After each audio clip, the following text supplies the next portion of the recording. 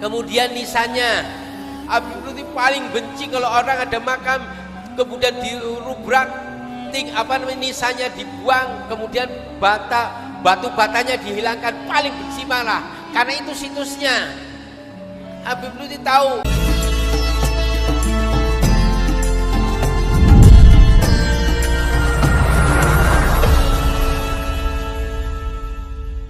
Pernah memberikan sesuatu bukan hanya dengan dalil ilmu, meskipun Habib Lutfi punya kepandian ilmu ronsen tadi kuburan, punya ilmu kepandian secara spiritual itu, tapi Habib Lutfi punya data konkret valid dari data. Itu kelebihannya di situ.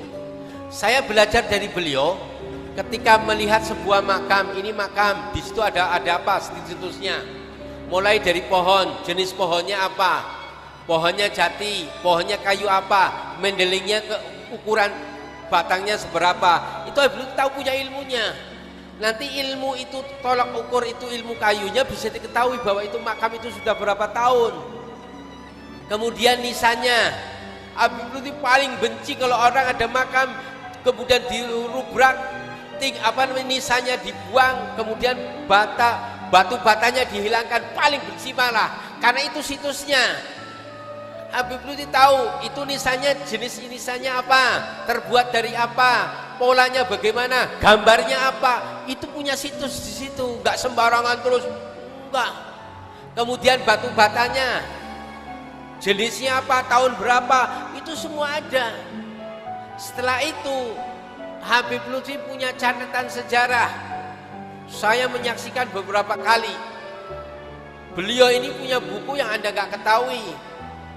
Buku-buku keraton, baik di keraton mana, baik itu keraton di keraton mana, di keraton di mana, di Ceribonan, itu datanya beliau semua punya, baik aksara Jawa maupun Honocoroko, dan sudah diterjemahkan, dan Habib punya tim penerjemahnya. Kemudian dia di Yogyakarta, dia punya, bahkan ini harus dicamkan, di Leiden pun beliau punya gambarnya. Makanya ada di dalam seperti gambar di Ponorogo yang asli dari Leiden, itu Habib Lutfi nembus sana dan punya. Beliau juga punya data dari fotonya Habib Hussein luar Batang yang dari Leiden punya, dari Habib Lutfi punya data, berarti bukan punya omong kosong. Secara batin spiritual beliau kuat, secara keilmuan lah, ada pun konflik ya silakan konflik, yang penting perlu dibuktikan secara keilmuan.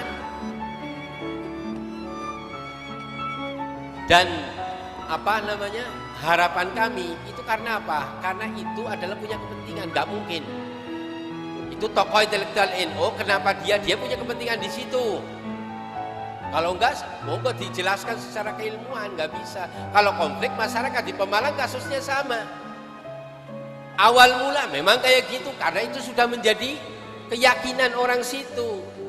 Dan contoh kasus umpamanya Habib Lutfi mengatakan bahwa Benowo, di Pemalang ada Benowo, kata Habib Lutfi bukan Benowo bukan kuburannya di Jawa Timur, di Surabaya, itu bukan, dan itu fiktif. Nah, itu mengucapkan sama itu bukan Habib Lutfi dengan di samping keilmuan secara rohaniahnya, keilmuan data konkret secara bukunya juga ada valid, dan itu harus dia ada, berani enggak? Kenapa berani ngomong? Karena belum pernah menghadap kepada beliau.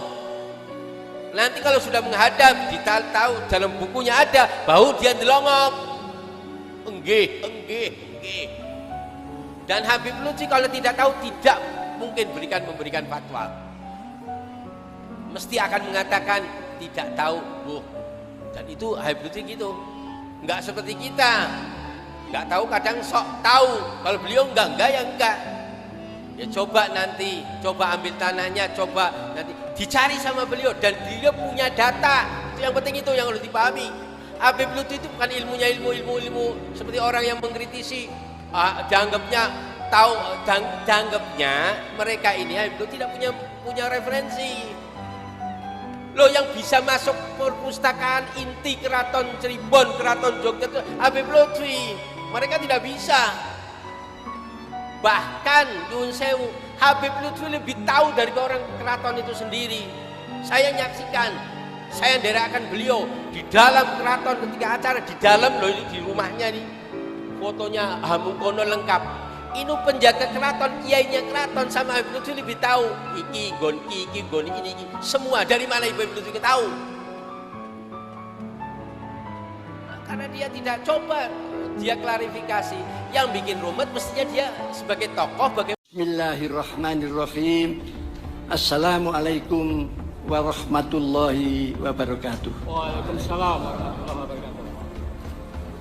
Bebuka dalu punika kula ngemban dawuh timbalan dalem sampean dalem ingkang sinuwun Sri Sultan Hamengkubuwono kasedasa suryaning Mataram Senopati ing Alaga langgenging bawana langgenging tata panatagama ing Ngayogyakarta hadiningrat babagan nasab katurunan tiyang Arab jahiliyah umumipun sami ngaji-aji lan mundi-mundi sinten kemawon ingkang nurunaken wiwit ramanipun eyangipun sapenginggil ngantos tebih sanget umumipun tiyang Arab jahiliyah sami apal lan dipun apali kanthi sae jalaran nasab menggaipun tiyang Arab pancen dipun angge kebanggaan moncering pribadi lan ajining diri inggih jalaran saking nasabipun Ke Mbah Kiai Ageng Kriyan yang makamnya ada di utara Cungkup ini. Jadi ini satu makam ini, satu komplek pesarian ini semuanya terahnya Mbah Kiai Kriyan. Ya, terahnya Mbah Kiai Kriyan. Tidak ada makam lain kalau tidak ada hubungannya dengan Simbah Kiai Ageng Kriyan. Ya.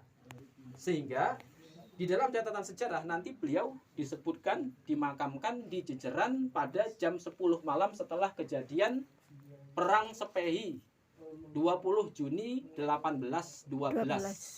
Beliau gugur dibunuh oleh gabungan tentara Sepoy ya, Inggris dan India dibantu dengan saudara yang lain ya. Kita tidak usah sebutkan satunya itu terkait dengan Catur Sagotra ya, Bapak Ibu semua. Kemudian dimakamkan malam harinya oleh para pengikutnya di sini di Jejeran. Karena apa? Karena pertama tanah ini adalah tanah apanase atau tanah lungguhnya beliau. Tanah lungguh itu artinya yang dimiliki oleh beliau pada waktu itu.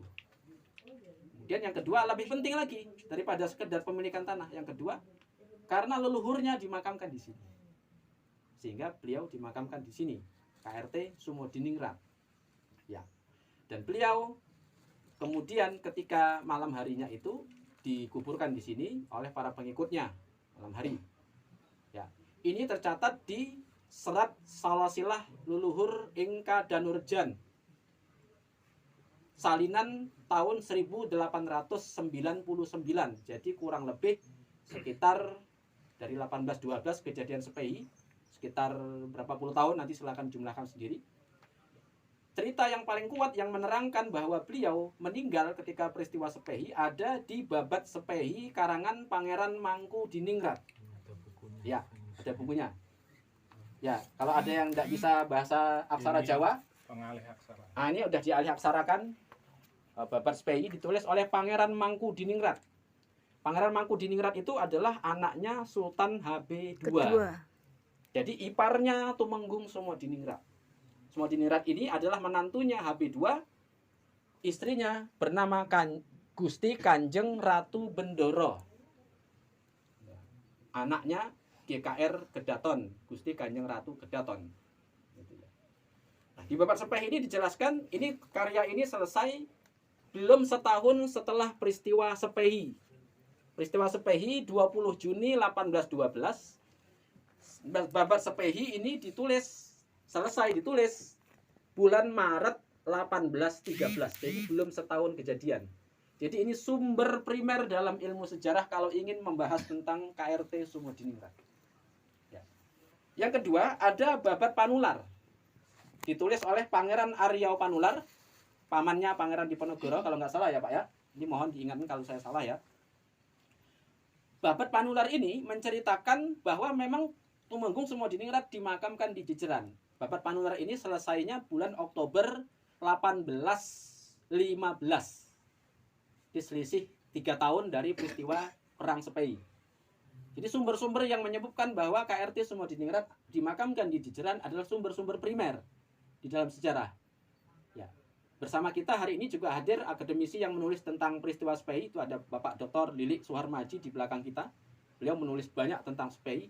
Beliau lebih tahu data detailnya, kapan penyerangan, jam berapa, siapa yang meninggal, dan catatannya ada. Yang paling menarik adalah dari babat SPEI yang ditulis oleh Pangeran Mangkubumi ini diceritakan bahwa Pangeran Mangkubumi ini lengannya terluka terkena perang. Terkena meriam. Berarti beliau saksi di tengah lapangan. Jadi ini catatan babat SPEI ini catatan lapangannya Pangeran Mangkubumi. Jadi dari sisi sumber sejarah, yang menulis sejarah adalah orang yang langsung mengalami sejarah, pelaku sejarah. Jadi kalau ada yang mengatakan bahwa makam ini berada di mana, bahkan mengatakan bahwa makam ini adalah makam seorang Habib, ini perlu dipertanyakan datanya dari mana. Ini silakan adik-adik kalau mau membaca, sudah ada terjemahannya dan sudah ada transliterasinya. Kekancingannya juga sudah ada. Ini milik Pak R. Budi Rahmanto yang menunjukkan ini kekancingannya. Punya Mbah, punya Ibu, punya siapa lagi Pak? Bude, Pak D. Punya Pak D dan Bude, ada semua di sini. Ini punya Mbah. Iya. Punya Ibu, punya Bude, Pak D. Iya. Ini tahun salinan nyambung tahun 1940. Semuanya ini punya Ibu, Pak D, Bude. Itu datanya nyambung, semua nyambung. Itu demikian. Oke. Jadi semua ada. Ini salinannya nanti juga ada di sini ya, nama-namanya. Belakang. Di belakang. Ya. Ini ya. Ini silsilahnya. Nah, ini sudah mulai sobek ini. Ini dari Sultan HP I yang Jayaningrat, Raden Temenggung Sumodiningrat, sampai ke bawah, sampai orang tua kami. Ini Itu ya. ini kata terkait demikian. Kancingan. Jadi adik-adik nanti akan menemukan informasi tentang beliau yang sejarahnya dipalsukan. Ya. Itu banyak di internet dan di mana-mana, terutama di medsos. Ya. Jadi data tersebut kami sudah periksa secara ilmiah. Kami lihat di sana sini dan juga kami meninjau di Tepas Darah Dalam ya. Tepas Darah Dalam ini bagian di keraton, dinas di keraton yang mengurusi pernasapan ya, Gus Enggi. Di keraton ya. Ya, silsilah dan pernasapan di keraton. Nggih. Pun Habib Lutfi punya kepandian ilmu ronsen tadi kuburan, punya ilmu kepandian secara spiritual itu, tapi Habib Lutfi punya data konkret valid dari data. Itu kelebihannya di situ. Secara batin spiritual beliau kuat, secara keilmuan nah ada pun komplit ya silakan komplit, yang penting perlu dibuktikan secara keilmuan. Bahkan Sewu Habib Lutfi lebih tahu dari orang keraton itu sendiri. Saya nyaksikan, saya derakan. Assalamualaikum warahmatullahi wabarakatuh. Saudara sebangsa dan setanah air, alhamdulillah kami berada di makam asli dari Eyang KRT Sumodiningrat atau Singobarong atau Macane Yogyakarta bersama alap-alap Mataram bersama warga setempat. Maka dari itu kami bersepakat untuk kedepannya untuk mencegah hal-hal yang tidak diinginkan, untuk mencegah segala bentuk provokasi ya, dan untuk menyadarkan seluruh rakyat Nusantara bahwa kewajiban kita untuk menjaga marwah para leluhur, kewajiban kita untuk menjaga sejarah bangsa. Maka dari itu kami dan warga setempat bersepakat, pertama, bagi siapapun yang ingin berziarah ke Jejeran Bantul, makam keluarga besar Eyang KRT Sumodiningrat diwajibkan membawa kekancingan. Membawa kekancingan dari keraton. Apakah dari keluarga dari Eyang HB1 sampai Eyang HB10 diwajibkan. Kedua, diwajibkan melapor kepada pemangku adat setempat, yaitu Pak Kadus dan tokoh-tokoh masyarakat yang sudah kami musyawarahkan. Yang ketiga, apabila berziarah diwajibkan untuk didampingi oleh juru kunci. Maka dari itu hadirin yang dimuliakan Allah Subhanahu wa taala, kita wajib menjaga bagi siapapun oknum-oknum yang menghina. Bahkan hari ini ada yang menghina Keraton Yogyakarta. Saya hanya memperingatkan. Yang kalian hadapi bukan kami, tetapi seluruh Nusantara, seluruh para leluhur. Kami hanya meminta klarifikasi dari Tuan Lutfi bin Yahya.